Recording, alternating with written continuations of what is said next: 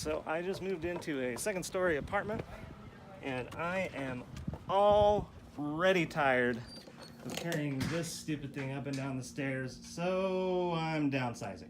So how did I get here? Let's start from the beginning.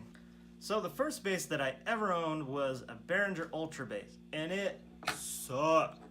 It was heavy, it was awkward, and it sounded like it was underwater if that water was what was left over after you'd put out a dumpster fire. It was just garbage. So I upgraded from that amp to a GK MB212, and it was everything that amp was not. It was clear, it was powerful, and it weighed like 40 pounds, so it was super easy to get around. Plus it looked slick as hell with like the brushed aluminum grill. They've since gone to the just like black cloth ones, and I think that's a huge mistake. Unfortunately, that amp did not last, and it just sort of slowly died on a gig one night, and I had 3 different techs who were unable to fix it. So then I went from that amp and I just replaced it with basically the same thing. I got the MB115, which is basically the exact same thing, but one big speaker instead of 2.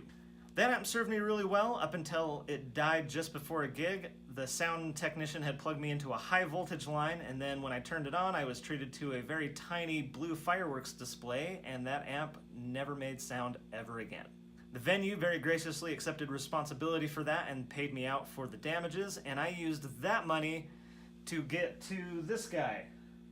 This is an SWR Goliath 2 from the mid-90s. I got it for about 250 bucks from a rental company on Craigslist that was getting rid of a couple of them. This setup was my first foray into having a separate head and cab, which gives you a lot of flexibility and expandability, and it's worked out really, really great for me thus far. And while I really like the way this rig sounds, I am just not prepared to carry a 90-pound box up and down the stairs every week. So that got me thinking, and then I went and I found this guy.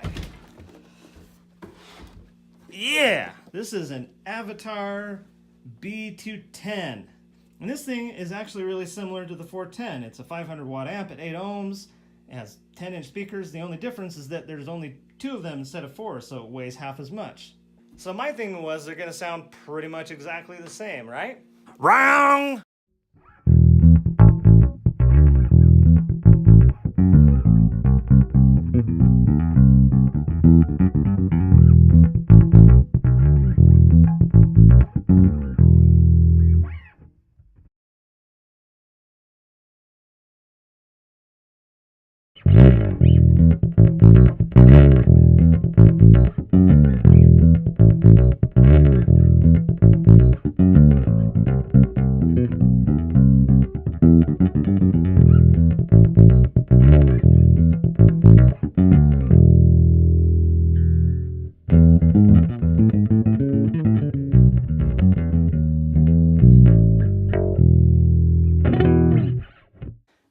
Now the whole point of this was that I just didn't expect it to the cab to be as big of a component in your sound as it apparently is.